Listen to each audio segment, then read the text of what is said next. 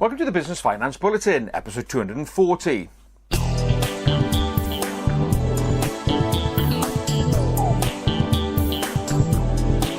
Welcome again to the Business Finance Bulletin with me, Rob Warlow from Business Loan Services, the commercial finance expert. In this bulletin, awareness of open banking and its benefits, late payment naming and shaming, and advice on Brexit planning. Well, here we are, the first bulletin of 2019. And what are we covering? Well, I took a look back at the first bulletin in January 2018, and the topic featured then was open banking. And coincidentally, the first topic again in 2019 is open banking. Now, first of all, what is open banking? Well, it was formally launched on the 13th of January 2018. And the whole idea of it is to give you much more control of your finances. And there are now apps out there that will allow you to consolidate all balances from individual lenders into one place. So you've got a very good overall picture of what your financial position looks like. It also allows lenders, with your permission, to dip into your bank account so they can assess how good you are for loans that you are applying, and it'll make loan applications quicker, much more sufficient. And it'll also allow you to invite other third parties to have a look at what payments you are making on certain direct debits to see if you can get better quotes. Now, why mention it? Well, Centrip, which is a treasury manager and international payment specialist, has done some research around the benefits of open banking. And in speaking to businesses, they found out that 74% of them say that they think they will benefit from open banking over the next 2 years. Now, as part of the survey, they took a look at, well, how are you going to benefit? Well, 68% of them said that they can see themselves saving more time, and also 54% said that they will see themselves saving money by utilising the benefits of open banking. Problem, of course, is that awareness is still quite low. Amongst business owners 55% and above, only 28% of them said they fully understood the benefits and what open banking is about. Compare that to 18 to 34-year-olds, with that awareness level is 84%. So perhaps not unsurprising, given that that kind of demographic is much more tech savvy. So I think in 2019 you're going to hear a lot more about open banking. So please don't dismiss it, because there are going to be lots of benefits for you and your business.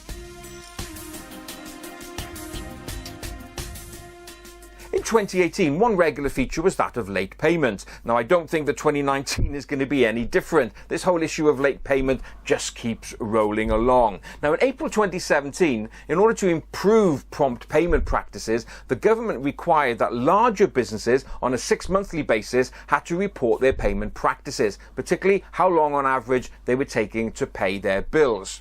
Now, the Small Business Commissioner, who was appointed to try and improve late payment practices, and Lloyds Bank have taken a look at the data underpinning these reports to see if they could find anything interesting in them. Now, they took a look at 7,010 companies that reported, and there were some interesting findings. So, for example, they found out that 65% of larger businesses are still paying beyond 30 days.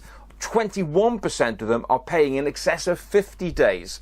On average, it's about 37 days to get paid on an invoice. So clearly there's still a lot of work to do to try and encourage larger businesses to pay on time. The Small Business Commissioner, Paul Uppel, has decided, after looking at this data, that he's now proposing a traffic light system, presumably a red, amber and green. Now, this will allow small businesses who are looking to take on contracts from larger businesses to have a look to assess how good this firm is on paying. So presumably, if they see a green, it'll be, well, this company is great at paying promptly, and that'll give them confidence to sign up. I guess if they're going to be red, well, that will be a red flag that this business is not so good at paying promptly, and therefore enter into this contract at your peril. So I can say this whole issue of late payment really isn't going to go away, and I'm sure I'll be reporting a lot more on it during 2019. Well, here we are at the end of the first bulletin 2019, and my last topic is another one that was featured quite regularly in 2018, and that is that dreaded B word, Brexit. Yep, I don't think that's going to disappear off my list of topics to discuss in the forthcoming year. Now, the government has put together a website to help business owners prepare for exiting the EU. Now, this website, called Exiting EU, is really a very good checklist of what you can do. Now, the website is down about what preparation you can make, make, what changes are likely to be happening in your industry, and also new rules and regulations that you may face.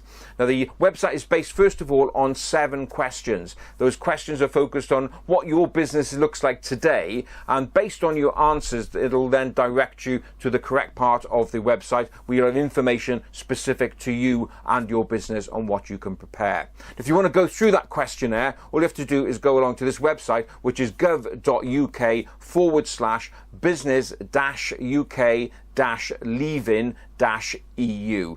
There you'll find those 7 questions, and then you'll finally get some information on what you can do to prepare for exiting the EU. Well, that's it for this bulletin. As ever, I hope you enjoyed watching it, and if you did, please don't forget to give it a like and a share. Look forward to being with you next time. In the meantime, have a great, successful and profitable week.